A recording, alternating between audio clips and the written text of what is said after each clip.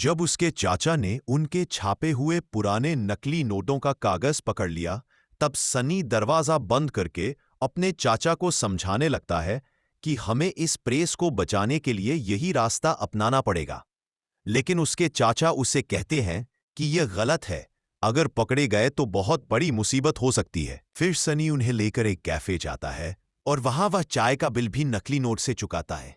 जब वेटर वह नोट लेकर जाता है तो कैफे का मालिक नोट को ध्यान से जांचता है, लेकिन उसे कोई फर्क नहीं पता चलता।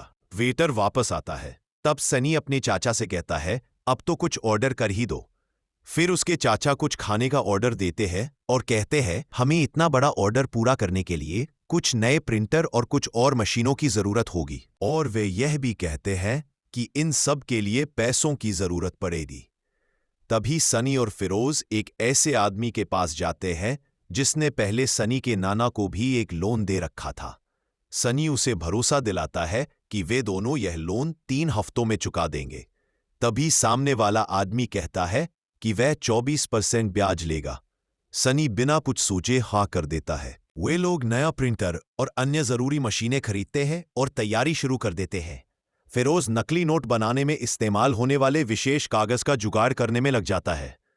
वह ऑर्डर देने के लिए एक व्यक्ति को फोन करता है, लेकिन जब वह व्यक्ति समझ जाता है कि बात रिस्ट्रिक्टेड पेपर की हो रही है, तो वह साफ मना कर देता है। यह बात फिरोज सनी को बताता है और कहता है, ये वाला पेपर तो मिलना बहुत ही मुश्किल है।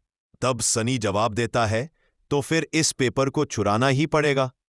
इस पर फिरोज कहता है, अनिस की मदद ले लेते हैं। फिर वे एक पुल के नीचे अनिस का इंतजार कर रहे होते हैं। थोड़ी देर इंतजार करने के बाद उन्हें बहुत तेज बाइक और गाड़ियों की आवाजें सुनाई देती हैं। ये सुनकर वे डर जाते हैं और एक जगह छिप जाते हैं, और तभी अनिस वहां आ जाता है। जब सनी बाहर झांककर देखता है तो पता चलता है कि वो अनिस ही है। वे लोग जाकर अनिस से कहते हैं कि बस एक छोटी सी जगह से चोरी करनी है, इतने लोगों की जरूरत नहीं है। अनिस जवाब देता है, क्या पता काम आ जाए, इसलिए साथ लाया हूं। लेकिन सनी मना कर देता है। तब अनिस अपने कुछ लोगों को वापस भेज देता है।